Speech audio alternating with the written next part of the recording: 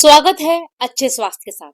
बड़े बुजुर्गों के ध्यान देने योग्य घरेलू नुस्खे। नंबर 1, खांसी ठीक नहीं हो रही तो गुनगुने दूध में बताशा या थोड़ा गुड़ डालकर पीना दादी नानी का पुराना घरेलू उपाय माना जाता है।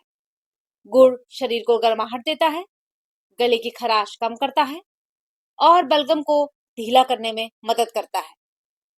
रात में सोने से पहले इसका सेवन अधिक लाभकारी माना जाता है।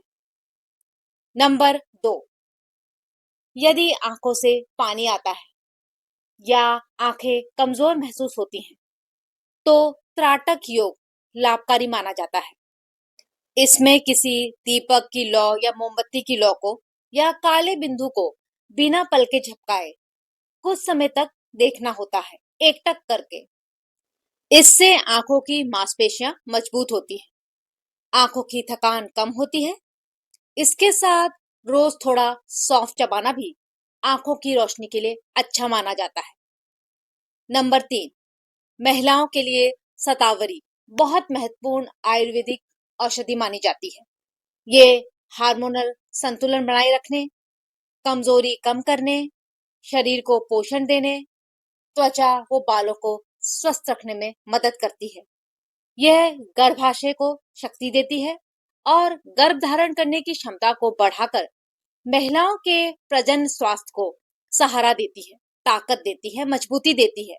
इसे दूध के साथ 1 चम्मच पाउडर के रूप में लेना पारंपरिक रूप से, आयुर्वेदिक रूप से हर तरह से लाभकारी माना जाता है। नंबर 4, पीपल के कोमल पत्तों को उबालकर पानी आधा रहने पर पीने से हृदय की ब्लॉकेज, हार्ट ब्लॉकेज खोलने में मदद मिलती है। यह पेट के दर्द, गैस और कब्ज जैसी समस्याओं में राहत प्रदान करता है। पीपल के पत्तों का रस को खुजली, दाद या कील मुहासों पर लगाने से राहत मिलती है। ये देसी नुस्खा है और चेहरे पर चमक भी आती है।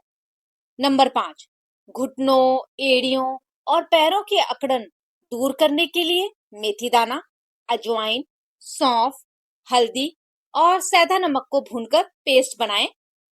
इसे हल्के गरम तेल के साथ तलवों और जोड़ों पर 5 से 6 घंटे के लिए बांधें। कपड़े की सहायता से बांधा जा सकता है। ये वात दोष को शांत करके रक्त संचार बढ़ाता है, शरीर से हानिकारक टॉक्सिक बाहर निकालता है।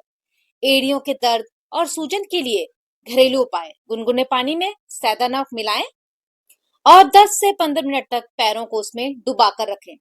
सूजन, एड़ियों की फटी हुई दरारें भी ठीक हो जाती हैं। नंबर 6, सुबह बासी मुंह पानी पीना शरीर को अंदर से साफ रखने में मदद करता है। तांबे के बर्तन में रखा पानी आयुर्वेद में पाचन और रोग प्रतिरोध क्षमता के लिए उपयोगी माना गया है।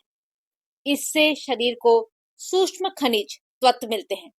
तांबे में शक्तिशाली एंटीऑक्सीडेंट और कोशिका निर्माण के गुण होते हैं, जो झुर्रियों और महीन रेखाओं को कम करके बढ़ती उम्र के लक्षणों को धीमा करता है। थायराइड की समस्या में तांबे के बर्तन में रखा पानी पीना काफी फायदेमंद माना जाता है। नंबर 7, कुछ लोगों को तांबे का पानी सूट नहीं करता तो बिल्कुल भी सेवन ना करें। ऐसे में साधारण पानी को हल्का गुनगुना करके उसमें तुलसी की पत्तियां डालकर पी सकते हैं। तुलसी का रस भी डाला जा सकता है। तुलसी को आयुर्वेद में रोगनाशक माना जाता है, रोगों का नाश करने वाला। यह पाचन सुधारने, सर्दी जुकाम से बचाव, शरीर की प्रतिरोधक क्षमता मजबूत करने में बहुत ही महत्वपूर्ण है। कोलेस्ट्रॉल, हृदय रोग, डायबिटीज, उच्च रक्तचाप से बचाव और सुरक्षा करती है। तुलसी शरीर में थायरोक्सिन जैसे थायराइड हार्मोन के स्तर को कम करने में मदद करती है। विशेष रूप से हाइपरथायरॉयडिज्म, थायराइड का बढ़ा हुआ स्तर में फायदेमंद होता है।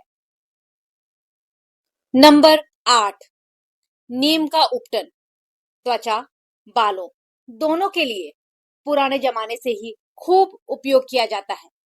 ताजी नीम की पत्तियों को पीसकर उसमें बेसन और दही मिलाकर लगाने से पिंपल्स, खुजली और स्कल्प संक्रमण में आराम मिलता है।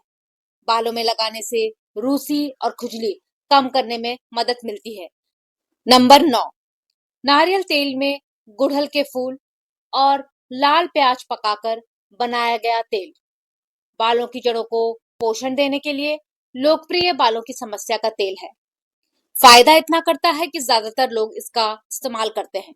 गुड़हल बालों को मजबूत बनाने, सफेद होने से रोकने और प्याज का रस बाल झड़ना कम करने के साथ नए बाल उगाने में जबरदस्त फायदा देता है।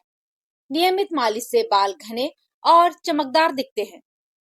नंबर 10, बाबासीर पाइल्स में फिटकरी के पानी में बैठना काफी फायदेमंद माना जाता है।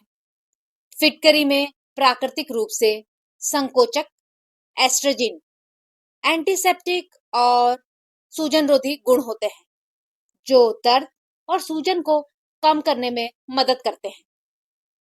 नंबर 11, चावल बनाते समय थोड़ा घी, दालचीनी और साबुत मसाले जैसे इलायची डालने से स्वाद सुगंध बढ़ जाती है। स्वास्थ्य के लिए चावल की मात्रा संतुलित होनी चाहिए। एक सामान्य व्यक्ति के लिए 1 कटोरी चावल के साथ दुगनी मात्रा में सब्जी और 1 कटोरी दाल लेना बेहतर माना जाता है ताकि भोजन संतुलित रहे।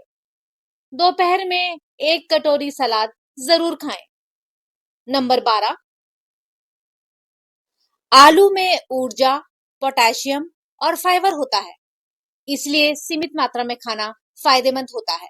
लेकिन रोज तली हुई आलू की चीजें खाने से वजन बढ़ता है। सप्ताह में 2 से 3 बार उबला या हल्का मसाले वाले आलू खाना बेहतर माना जाता है। आलू तब नुकसान करता है डीप फ्राई आलू। आलू सेहत को नुकसान ही करेगा, अलग वो डीप फ्राई होगा। वही कम तेल में आलू की सब्जी कोई नुकसान नहीं करती। रोज आलू खाने से वजन और शरीर की शक्कर की मात्रा बढ़ जाती है। सप्ताह में 1-2 बार ही लें। नंबर 13, 1 चम्मच मंजिष्ठा का पाउडर और 1 चम्मच शहद या गुलाब जल मिलाकर पेस्ट बनाएं। इससे चेहरे पर 15 से 20 मिनट लगाएं और सामान्य पानी से धो लें। इसमें एंटीबैक्टीरियल गुण होते हैं जो मुहासे पैदा करने वाले बैक्टीरिया को रोकते हैं। दाग धब्बे, झाइयां में चमत्कारी फायदा देती है। यह त्वचा के मेलानिन को नियंत्रित करती है जिससे पिगमेंटेशन, हाइपर पिगमेंटेशन कम होती है। रंगत में सुधार होता है, रंग गोरा और साफ बनता है। नंबर 14, शास्त्रों से जुड़ी कुछ महत्वपूर्ण जानकारियां। एक हाथ से किसी व्यक्ति को प्रणाम नहीं करना चाहिए। सोए हुए व्यक्ति का चरण स्पर्श ना करें। जब करते हुए जीभ व होठों को नहीं हिलाना चाहिए। अपनों से बड़ों को प्रणाम करते समय उनके दाहिने पैर पर दाहिना हाथ और बाएं पैर पर बाएं हाथ से छूकर ही प्रणाम करना चाहिए। नंगे पैर मंदिर गए, घर आकर पैर धो लिया, ऐसा करने से पुण्य बह जाता है। पहले घर के मंदिर में प्रणाम करें, फिर पैर साफ करें। वीडियो पसंद आया हो तो लाइक जरूर करें। अपने परिवार, दोस्तों की सेहत के लिए शेयर करें। ऐसे फायदेमंद घरेलू नुस्खों के लिए चैनल को सब्सक्राइब करें। मिलते हैं अगले वीडियो में। तब तक के लिए स्वस्थ रहें, मस्त रहें। धन्यवाद।